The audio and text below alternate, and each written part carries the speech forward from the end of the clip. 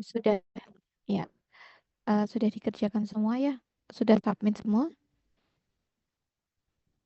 Udah Sudah, Ibu. Ibu. Sudah. Oke, kita lanjutkan.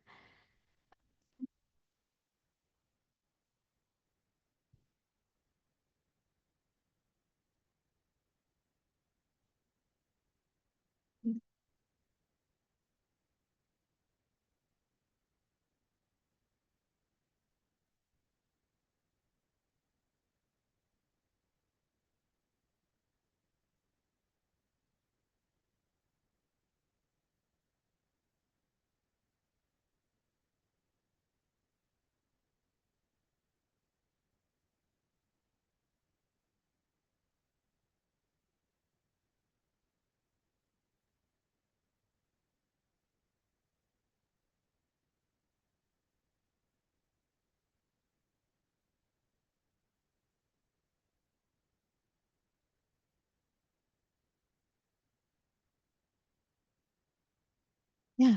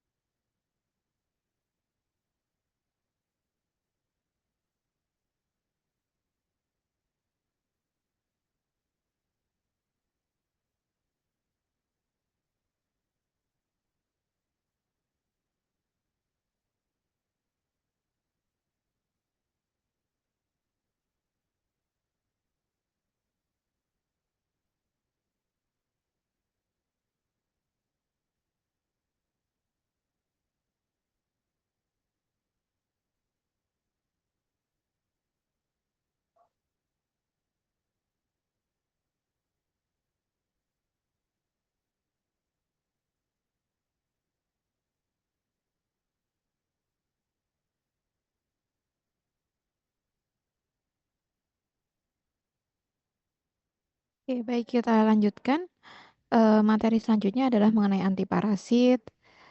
Antiparasit ini obat yang dapat membunuh atau menghambat pertumbuhan parasit.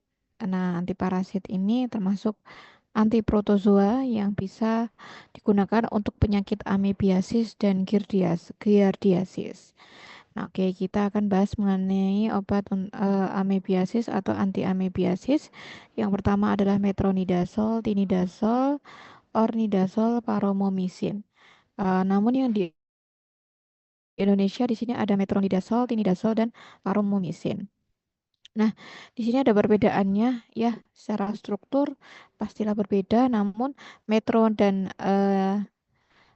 tinidazol ini sama turunan nitronidazol ya, tapi beda di gugusnya. Kalau paromomicin ini termasuk antibiotik aminoglikosida. Jadi kalau metro dan tini ini sama secara struktur, nitronidazol, kalau paromicin ini antibiotik aminoglikosida. Mekanisme kerjanya di sini metronidazol ini ada gugus nitro ya, baik metronidazol maupun tinidazol. Nah, ini gugus nitronya direduksi oleh enzim protozoa atau paradoksin menjadi radikal bebas nitroso. Nah, radikal bebas itu merusak DNA protozoa melalui oksidasi sehingga menyebabkan fragmentasi DNA dan kematian sel. Nah, ini tinidazol dan metronidazol sama. Kalau paromomicin, ini mekanismenya adalah menghambat sintesis protein dengan mengikat subunit ribosom 30S dan mengganggu pembacaan mRNA dan sintesis protein menyebabkan protozoa tidak bisa bertahan hidup. Nah, kalau target molekulnya metro sama tini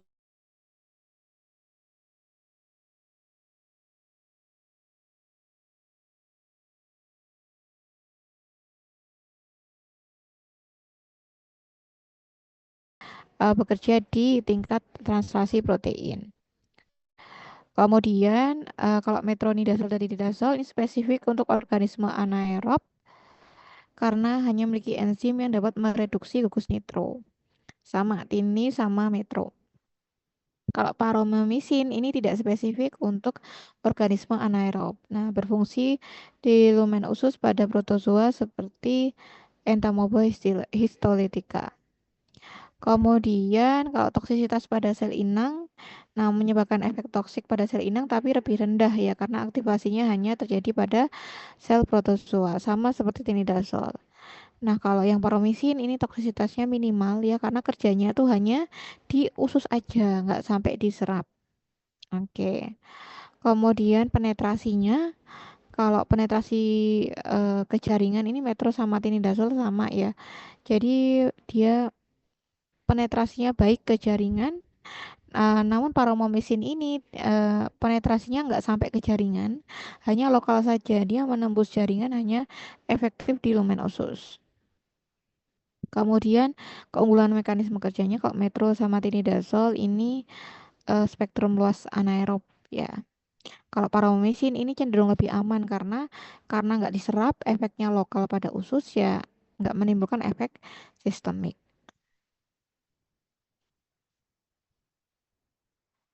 Kemudian dari segi absorpsi, nah ini metro dan tinidazol diserap secara baik secara peroral ya.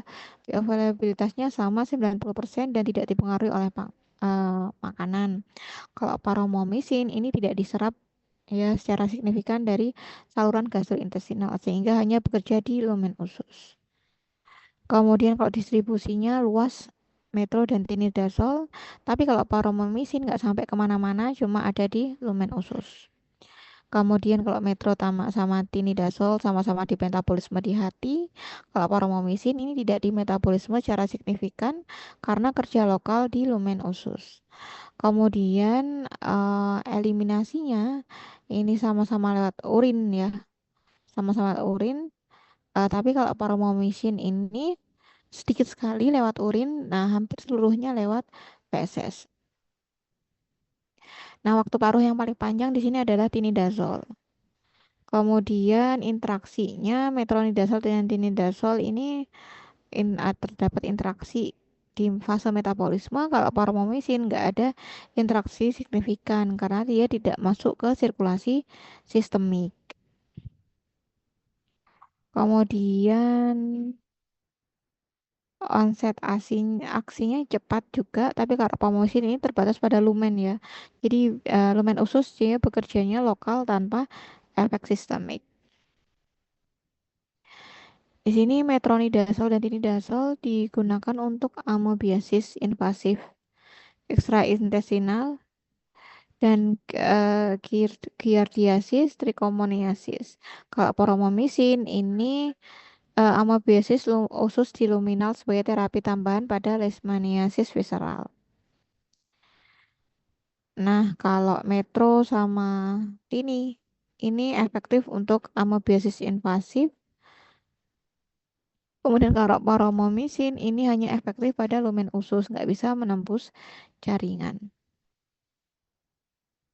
Nah, kalau efek samping metronidazol mual muntah, kemudian rasa logam di mulut, diare, neuropati perifer, kemudian ada di reaksi di sulfiram kalau dikonsumsi bersama alkohol. Tinidazol sama dengan metronidazol, tapi memang lebih jarang dilaporkan untuk tinidazol. Kalau paromomisin karena efeknya lokal ya, jadi terjadi gangguan saluran cerna ringan, ototoksisitas dan nefrotoksisitas ini jarang dilaporkan.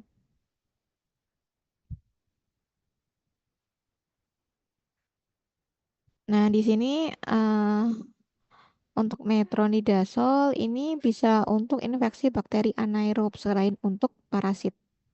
Kalau tinidazol ini jarang digunakan untuk infeksi bakteri anaerob. Jadi fokusnya ke protozoa. Kalau paromomisin tidak efektif terhadap infeksi sistemik, hanya digunakan untuk entamoeba yang hidup di rongga usus saja. Kemudian kalau metronidazol ini resistensinya meningkat pada beberapa protozoa, terutama Giardiasis. Kalau tinidazol ini resistensinya relatif lebih rendah dibanding metronidazol. Kemudian kalau paromomycin ini sangat jarang dilaporkan resistensi karena sifat non-sistemiknya. Oke, keunggulan klinisnya banyak digunakan, tersedia luas, dapat digunakan untuk infeksi anaerob campuran. Ya, seringkali ditemukan metronidazol. Kemudian kalau tinidazol keunggulannya efek sampingnya lebih rendah, ya durasi pengobatannya lebih singkat. Kalau paramomisin ini lebih aman untuk pasien dengan amoebiasis luminal. Ini untuk dosisnya nanti teman-teman bisa baca sendiri. Oke, untuk kehamilan. Ya, kehamilan kalau metronidazol ini kategori kategori B, namun walaupun kategori B, penggunaan pada trimester pertama tidak dianjurkan karena terdapat potensi teratogenik berdasarkan studi pada hewan. Namun, kalau pada data manusia tidak menunjukkan bukti resiko signifikan. Bagaimana kalau trimester kedua dan ketiga umumnya dianggap aman ya jika diperlukan. Nah, pada studi pada manusia menunjukkan tidak adanya peningkatan resiko malformasi pada janin. Kalau kategori tinidazole ini kategorinya C, tidak dianjurkan pada trimester pertama. eh Semester kedua ketiga sama tidak direkomendasikan memang kecuali memang benar-benar diperlukan ya. Jadi kalau misalnya trimester kedua dan ketiga itu memang lebih disarankan untuk metronidazole daripada tinidazole. Kalau paromomycin ini belum dikategorikan oleh FDA, tapi dianggap aman karena punya efek lokal. Jadi dia nggak diserap ke pembuluh darah, diserap ke darah. Jadi hanya kerjanya sistemik aja, sorry, lokalistik aja. Jadi kerjanya tuh lokal di usus, di rongga usus halus. Jadi tanpa adanya penetrasi ke sistemik. Kemudian karena metronidazole dan nidazole ini menembus usus ya diabsorpsi maka juga menembus plasenta ya. Terus plasenta mencapai konsentrasi yang hampir sama dengan darah ibu. Beda dengan paromomycin, dia tidak dapat menembus plasenta karena tidak diserap ke dalam sirkulasi sistemik. Kemudian efek teratogeniknya di sini kalau dibandingkan, kalau metronidazole ini memang tidak dianjurkan dari semester pertama. Ya, kalau di tinidazole tidak direkomendasikan di semua tri semester, kecuali memang itu memang benar-benar diperlukan. Kalau paromomycin, nah tidak ada efek teratogenik. Kemudian kalau ditanya ya yang dibandingkan ya paromomycin ini lebih aman untuk amoebiasis luminal karena efeknya lokal tanpa ada resiko sistemik. Oke, kemudian tadi antiprotozoa ya. Jadi protozoa itu beda dengan bakteri. Nah, kalau parasit lain selain protozoa adalah cacing ya. Nah, di sini ada obat-obat anti cacing ya atau obat anti helmintik. Ya, di sini ada beberapa obat ya albendazole, mebendazole, levamisole, pirantelpamoat, dietilkarbamazin, piperazin, ivermectin. Sebentar.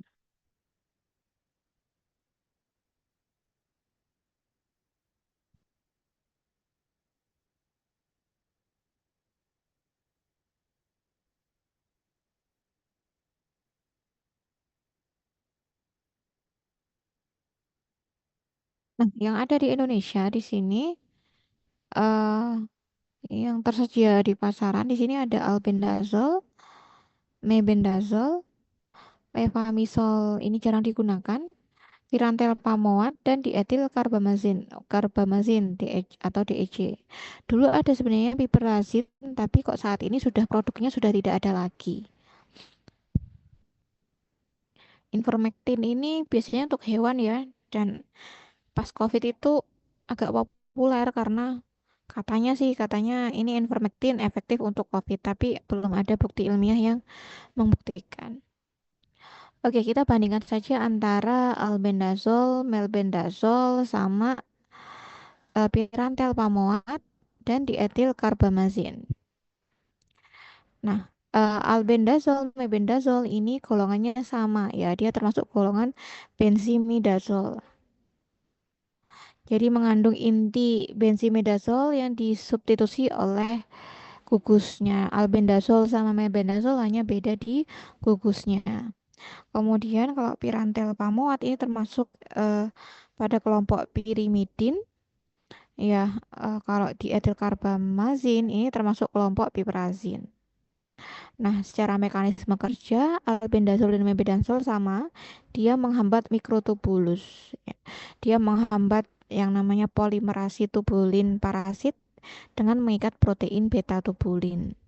Nah, sehingga mikrotubulusnya tidak terbentuk. Nah, mikrotubulus inilah penting untuk penyerapan nutrisi. Ya, mikrotubulus itu fungsinya untuk penyerapan nutrisi. Kalau dia tidak berkembang mikrotubulusnya, maka cacingnya mati kelaparan.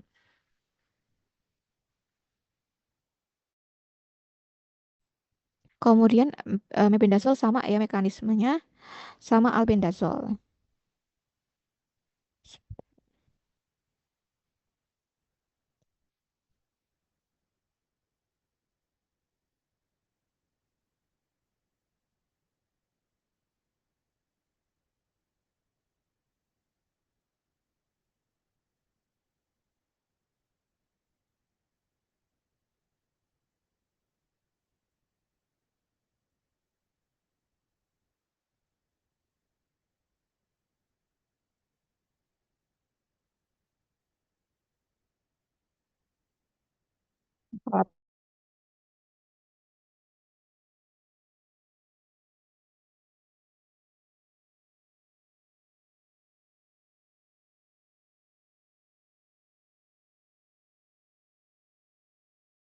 Diikuti dengan paralisis cacing. Nah, cacingnya nanti bisa lumpuh, nggak bisa bergerak.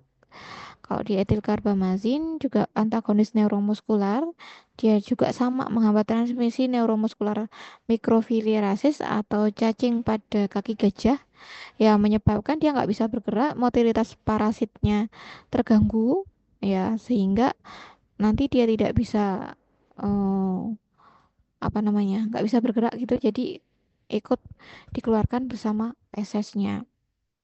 Nah, target kerja di sini albendazole, mebendazole adalah mikrotubulus parasit ya pada cacing dewasa.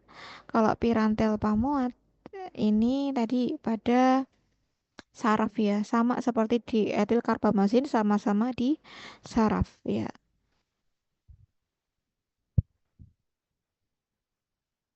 Oke, saya izin dulu sebentar aja untuk ini ke belakang. Nanti kita teruskan lagi. Saya izin dulu sebentar ya. Baik, Ibu.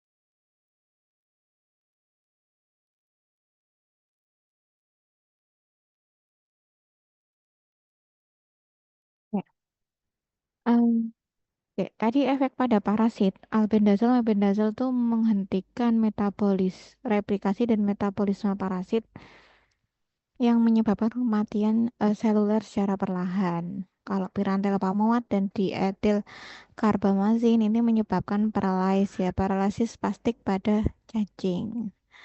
Nah, kalau albendazole ini efektif terhadap telur larva cacing dewasa. Kalau mebendazole ini efektif terutama pada cacing dewasa saja. Begitu juga dengan pirantel pamoat, itu cacing dewasa pada saluran cerna.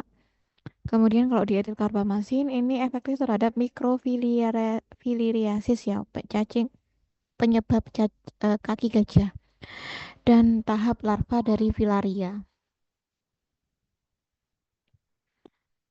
Oke, oke, mengenai farmakokinetiknya, absorpsi oral di sini sama sama rendah untuk albendazole, melbendazole dan pirantel pamoat. Kalau dietilkarbamazin ini absorpsinya tuh baik dan cepat. Kalau bioavailabilitasnya juga kan sebanding dengan absorpsi ya. Kalau absorpsinya dia rendah, maka bioavailabilitasnya juga rendah. Jadi albendazole, mebendazole, pirantil pamuat ini juga bioavailabilitasnya rendah. Berbeda dengan dietilkarbamazin. Nah, itu bioavailabilitasnya tinggi karena absorpsinya bagus. Kemudian distribusinya, kalau albendazole ini tersebar luas di jaringan termasuk cairan dan cerebrospinal.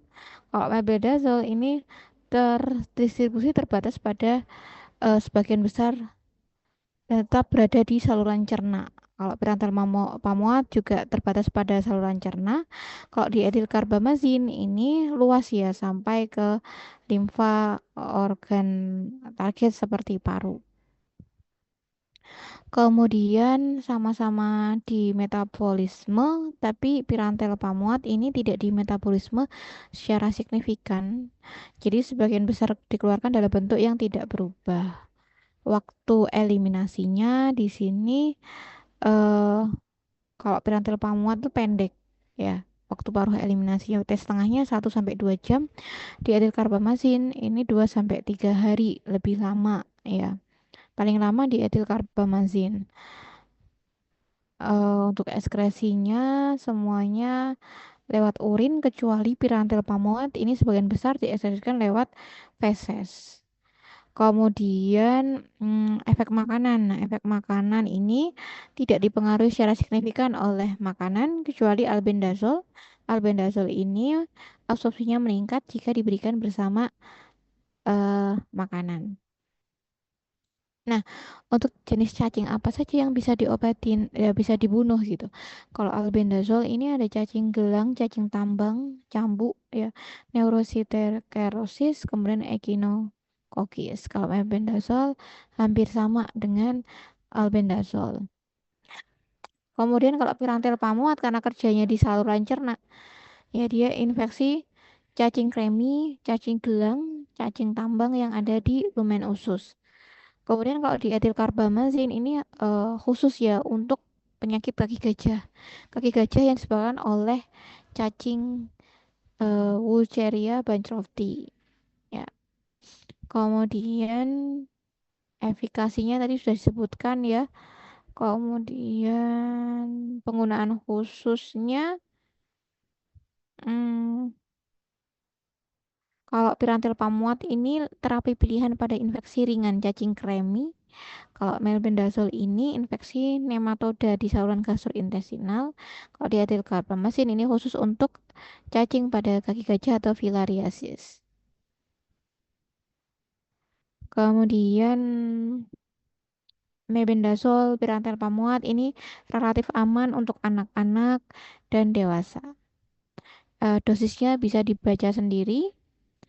Kemudian efek samping umum sama ya, mual, muntah, nyeri perut, sakit kepala. Namun untuk efek samping khusus yang perlu diperhatikan di sini kalau albendazole ini peningkatan enzim hati atau hepatotoksisitas.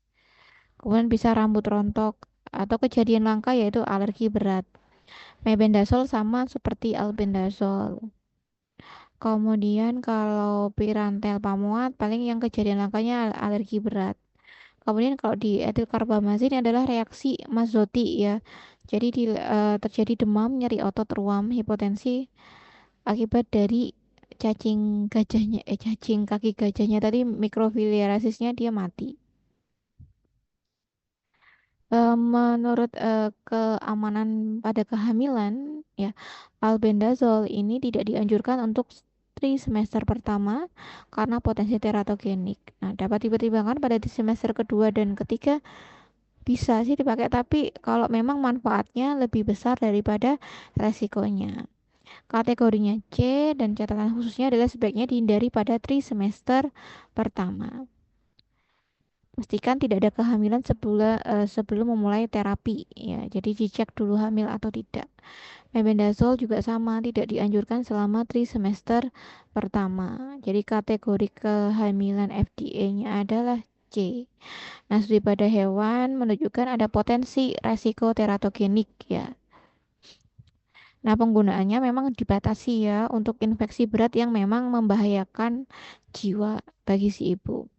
Kemudian kalau pirantel pamuan ini relatif aman digunakan selama kehamilan, terutama jika diperlukan untuk infeksi cacing yang ada di saluran cerna. Kategorinya adalah C.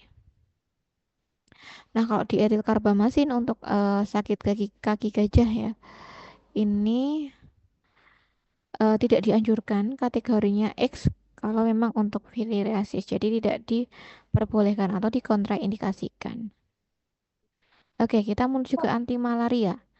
Nah, anti malaria di sini ada chloroquine, ada quinin, ada mefloquine, dan artemisinin dan Verivox dari artemisinin.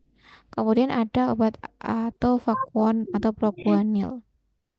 Nah, ini kita bahas yang ada di Indonesia saja. Yang ada di Indonesia ini adalah chloroquine, quinin atau disebut dengan kinin sulfat ya. Kemudian ada kombinasi dari dihidroartemisinin 40 mg dan piperakin fosfat 320 mg. Nah, di sini ada Primaquine ya tablet 15 mg. Kemudian ada yang injeksi untuk malaria berat yaitu artesunat. Oke, untuk chloroquine. Nah, chloroquine ini adalah golongan aminoquinolin dengan rumus molekul C18H26C163. Sifatnya amfifilik, dia dapat larut dari lemak dan air sehingga mudah berdifusi ke jaringan tubuh. Absorpsinya bagus ya setelah pemberian oral, bioavailabilitasnya juga bagus 89%. Distribusinya juga besar, metabolismenya dihati oleh enzim sitokrom P450 menjadi diasetil chloroquine. Ekskresinya terutama lewat urin dengan waktu paruh eliminasi sekitar 30-60 hari. Nah, mekanisme kerja dari chloroquine ini mengintervensi dari metabolisme hem ya. Jadi selama siklus hidupnya di eritrosit manusia, jadi parasit ini kan dia hidup di sel darah merah manusia. Nah, parasit si plasmodium ini mencerna hemoglobin ya untuk memperoleh asam amino. Nah, proses pencernaan ini menghasilkan produk sampingan berupa hem yang bebas yang bersifat toksik. Nah, kloroquine masuk ke dalam vakuola makanan parasit yang bersifat asam dan melalui difusi pasif. Nah, obat ini sifatnya asam lemah terionisasi dalam lingkungan asam vakuola sehingga terjebak di dalamnya. Nah, kloroquine ini menghambat biokristalisasi hem menjadi hemozoin. Jadi bentuk yang eh, tidak toksik. Jadi hemozoin adalah bentuk hem yang tidak toksik pada parasit. Nah, jadi dihambat ya. Jadi hambat hemnya berubah jadi hemozoin sehingga hemnya meningkat sehingga menyebabkan toksisitas pada parasit.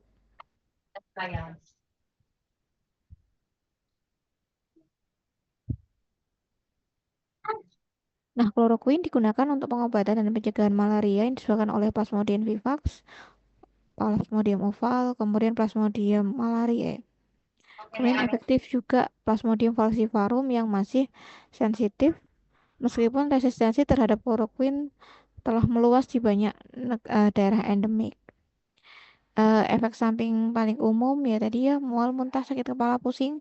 Namun kalau penggunaan jangka panjang terdapat efek samping yang berat yaitu kerusakan retina dan itu nggak bisa balik ya atau retinopati sehingga monitoring oftalmologi rutin diperlukan. Kemudian kardiotoksisitas, nah kalau dosis tinggi ini menyebabkan gangguan pada jantung yaitu aritmia dan kardiomiopati. Kemudian quinin. Nah, kinin sulfat atau kina ini diisolasi dari kulit pohon kinkona yang berasal dari Pegunungan Andes di Amerika Selatan. Nah, ini pohon ini dikenal karena efek terapeutiknya melawan demam, penyakit terkait malaria. Sumber utama senyawa ini adalah spesies seperti tumbuhan Kinkona officinalis dan Kinkona calisaya. Nah, absorpsinya baik ya. Kemudian efeknya dapat dipengaruhi oleh makanan. Distribusi yang sedang bisa menembus plasenta. Metabolismenya juga didapat metabolisme di hati. Ekskresinya lewat urin. Jadi kina ini kerjanya mirip dengan kloroquine ya. Dia mengganggu metabolisme HEM. Jadi HEM dihambat menjadi hemozoin sehingga HEM-nya konsentrasinya tinggi pada vakuola makanan sehingga dapat menyebabkan kerusakan oksidatif akibat HEM tadi. Akhirnya parasitnya mati. Pada penggunaan klinis, kina ini digunakan terutama untuk pengobatan malaria berat atau komplikata yang disebabkan oleh Plasmodium falciparum yang memang sudah resisten dengan kloroquine. Namun, penggunaannya semakin berkurang dengan munculnya terapi kombinasi yang berbasis artemisinin. eh Meskipun jarang ya dibandingkan dengan kloroquine, tapi ternyata resistensi kinin ini memang telah terjadi di kawasan endemi. Nah, obat kina ini pada saat ini pada era modern ini telah digantikan dengan obat yang lebih efektif dan aman seperti derivatnya artemisinin. Namun dalam situasi tertentu kina ini masih digunakan terutama di daerah dengan malaria berat dan keterbatasan akses ke terapi yang berbasis artemisinin.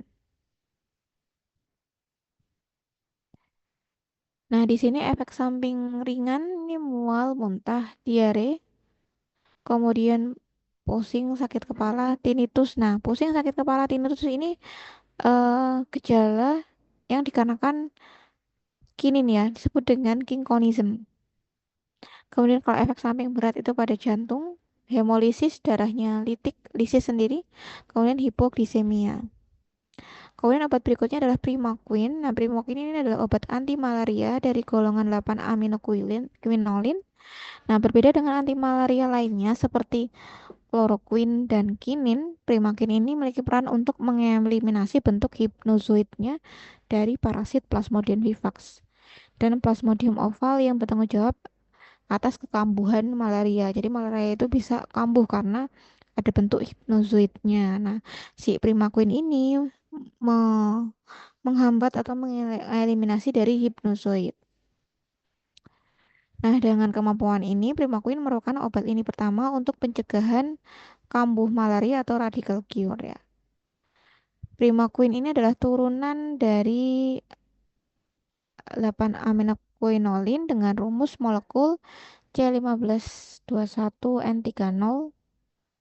Jadi memungkinkan Primaquine ini menargetkan berbagai tahap siklus hidup seperti malaria, termasuk bentuk gametosit maupun bentuk tidurnya atau bentuk dormannya atau hipnozoid.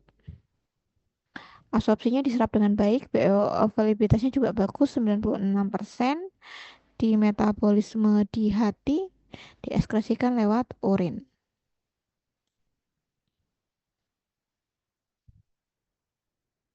Kemudian Primaquine ini efektif melawan tadi ya dua-duanya ya, hipnozoid, gametosit, bentuk dorman maupun bentuk seksualnya. Kemudian jadi mekanismenya kompleks ya dan belum sepenuhnya dipahami.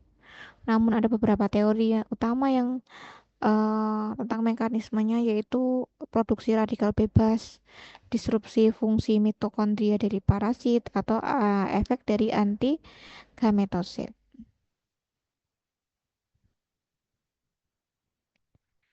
Nah, ini digunakan untuk terapi apa saja? Nah, ini untuk radikal cure malaria.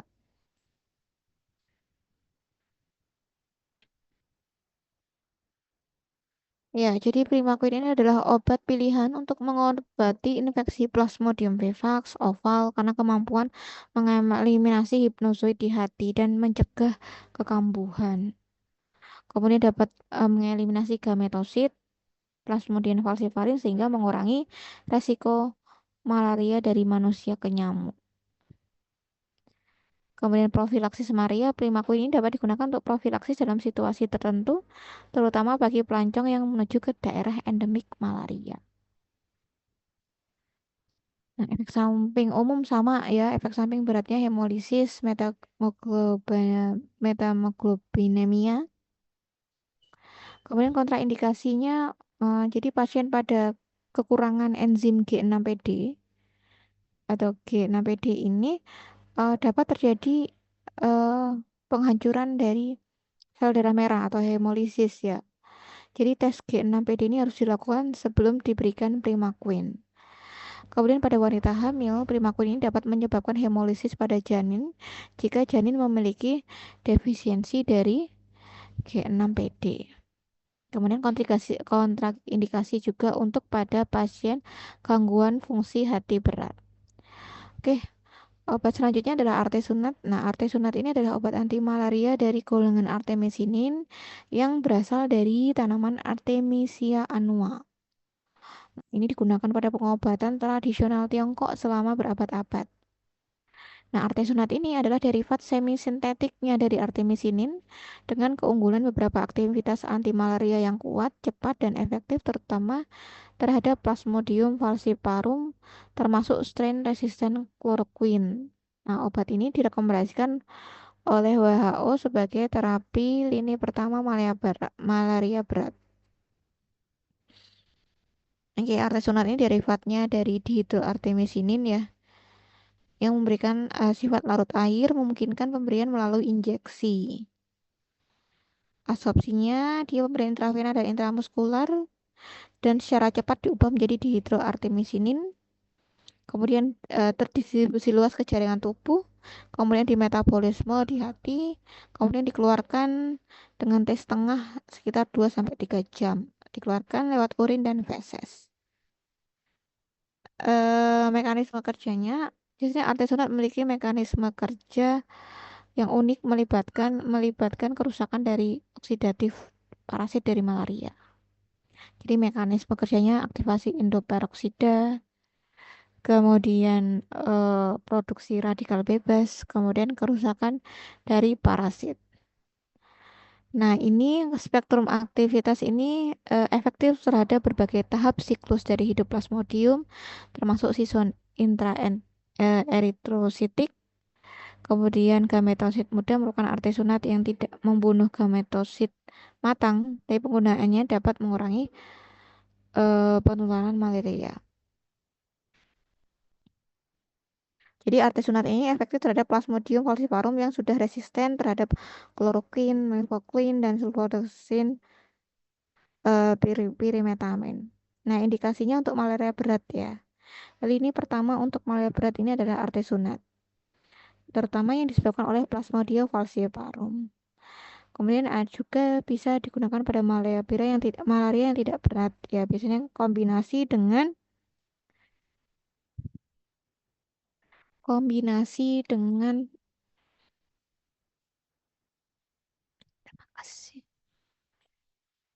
kombinasi dengan eh, obat yang lain seperti primetamin, amiodarone, dan mefloquine. Kemudian artesunat itu juga mencegah penularan eh, malaria dari manusia ke nyamuk. Ya. Nah, ini dosisnya bisa dibaca sendiri. Ini efek sampingnya umum ya, sama. Efek samping berat adalah hemolisis dan neurotoksisitas. Nah, untuk kehamilan ini artesunat ini aman digunakan untuk trimester kedua dan ketiga selama kehamilan. Nah, untuk di semester pertama, nah ini perlu dipertimbangkan lagi kalau manfaatnya lebih besar daripada resikonya, maka boleh digunakan karena data keamanan pada fase ini masih terbatas.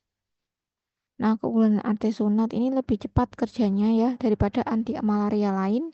Keamanannya lebih aman dibandingkan dengan kina, dengan resiko hipoglikemianya lebih rendah. Kemudian penggunaan artesunat secara intravena terbukti menurunkan angka kematian akibat malaria berat dibandingkan kina. Oke, sudah itu saja untuk anti malaria. Untuk post testnya, oke ya untuk post test. Sebenarnya hari Selasa kan, hari Senin ya, itu jadwalnya kan UAS. Nah, saya sudah bilang ke Krisna, jadi nggak ada UAS. Jadi untuk jamnya digunakan kuliah materi terakhir bersama post testnya. Begitu. Ya, ada yang mau ditanyakan? Untuk Ya, waktunya nanti daring atau luring Ibu? daring. Baik Ibu. Daring. Jadi pada saat hari Senin itu juga post test mengenai anti parasit dan anti jamur. Anti jamur, materi anti jamur itu saya berikan di hari Senin ya. Ya, begitu. Ada yang mau ditanyakan lagi? Tidak Tidak ada. ada. Belum ada Ibu. Oke, kalau tidak ada, Belum Ibu. saya akhiri. Ya, saya akhiri. Assalamualaikum warahmatullahi wabarakatuh. Waalaikumsalam warahmatullahi Waalaikumsalam wabarakatuh. warahmatullahi Terima wabarakatuh kasih, Ibu. Ibu. Ya, sama-sama. Wabarakatuh.